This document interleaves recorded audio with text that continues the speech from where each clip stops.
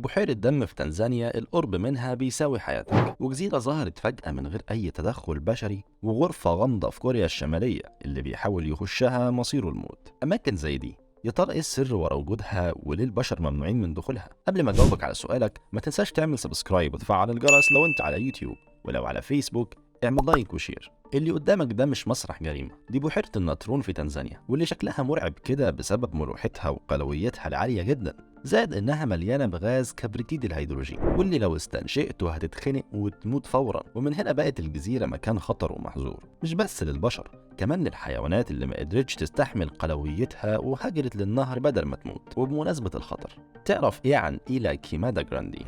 دي مش تعويذة، ده اسم جزيرة الأفاعي في البرازيل، واللي بتعتبر من أخطر الأماكن في العالم.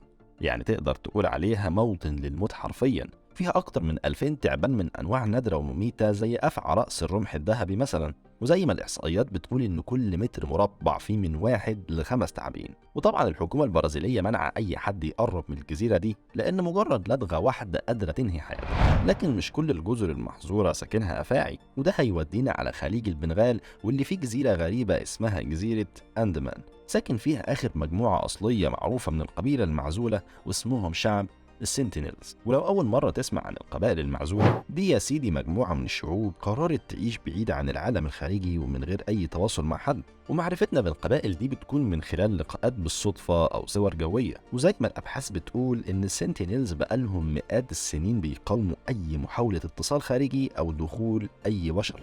والغريب كمان إن بيانات الرصد بعد حادثة تسونامي بينت إن سكان جزيرة أندمان انتقلوا الأرض عالية قبل حدوث الكارثة، زي ما يكونوا عارفين إن كل ده هيحصل. ولو بصيت على العالم الخارجي ومع التطور اللي بيحصل وتقدم دول كتير زي كوريا الشمالية، إلا إن لسه في سر كبير اسمه الغرفة 39، أو تقدر تقول عليها كده الغرفة السوداء. دي عبارة عن مكتب في مقر الحكومة بيتم فيه إدارة كل العمليات الغير شرعية، من أول تصدير المخدرات لغاية الاتجار بالبشر. وكل ده بيتم بمعرفة الحكومة وكيم يونج أون زعيم كوريا الشمالية شخصيا، من خلال لجنة من الدبلوماسيين اللي مديين أمر بقتل أي حد يقرب من الغرفة دي بدون إذن. وفي الحقيقة مش كل الأماكن السرية محظورة خوف على حياتك، ممكن يكون خوف على خلطة سرية مثلا. وده بالظبط اللي بيحصل في متحف عالم كوكاكولا، واللي فيه قبو سري بيحفظ أسرار خلطة مشروب كوكاكولا المميز، وتقدر تتفرج عليه من بعيد، لكن مستحيل تدخله إلا إذا كنت من كبار المديرين التنفيذيين في كوكاكولا.